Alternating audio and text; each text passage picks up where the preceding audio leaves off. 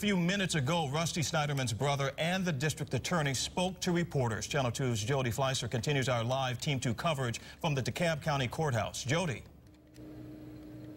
I just got downstairs from the news conference where District Attorney Robert James started out by saying, "We thank God for justice." He proceeded to say this case is not about Andrea Sneiderman or Hemi Newman. It is about Rusty. Rusty's brother Steve also spoke, saying he wants the world to know how hard this has been on their family and that everyone else gets to go on with their lives tomorrow, but they will still have a void in their life. Now, the district attorney also addressed the question that's been on everyone's minds, and that is what will now happen to Andrea Sneiderman. As a prosecutor, I have an obligation to follow the facts, to follow the evidence, and apply the law to those facts and that evidence, and make a decision that speaks justice, and make a decision that I can legally defend in court. And we will do that. And when we know something, y'all will know something. Now, I also had a chance to sit down with the Sneiderman family, Rusty's parents and his brother. We spoke for 2.5 hours. They told me they began to suspect that she was having an affair on the very day that Hemi Newman, her boss, was arrested.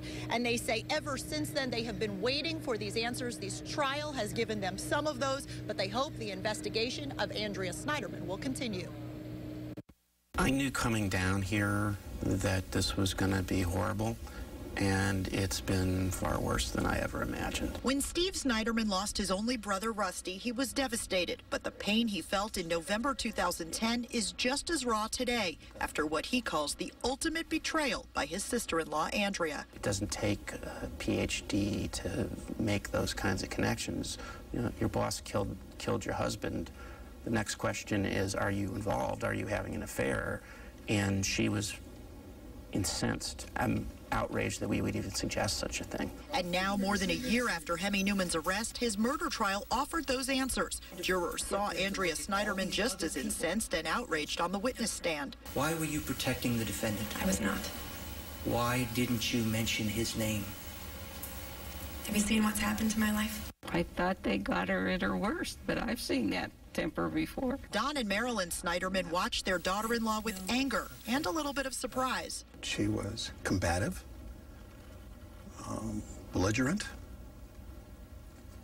I would have thought she would have been more cooperative, trying to convict the guy who supposedly killed her husband.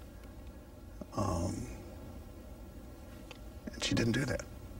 She was defensive all the time. Andrea Sneiderman continued to deny the affair with her boss, Hemi Newman, despite witness after witness to the contrary. Even now, it's hard to admit publicly. You felt like she was lying.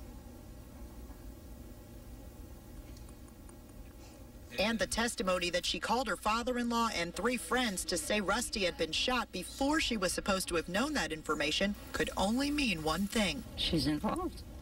How do you know that? I don't know how she sleeps at night. They stopped short of demanding charges for Andrea Sneiderman, but if prosecutors decide to arrest her, they support it. It becomes a case about what else is being lied about, what else is being hidden, what else is being misdirected. The Sneidermans call Hemi Newman's insanity defense silly. They think he absolutely knew what he was doing when he drove up in a rented van in a disguise and shot and killed Rusty in the parking lot of the Dunwoody Prep Preschool. They want to know if Andrea was in on it. Biblically, if you want to look at this, you know, there's 5 negative commandments, and between the 2 of them, they've broken them all.